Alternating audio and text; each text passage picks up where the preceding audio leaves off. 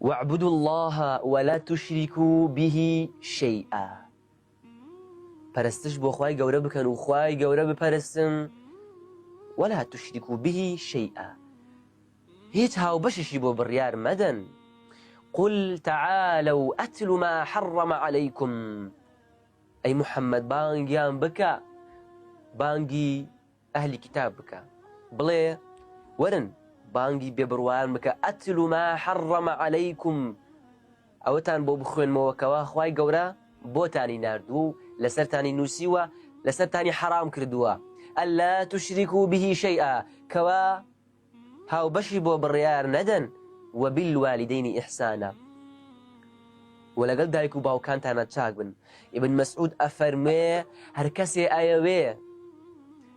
هەر کەسێ ئەیەوێ سەیری کۆتا وەسیەتی پێغەمبەر بکە عەلەیهی سەڵات وەسسەلام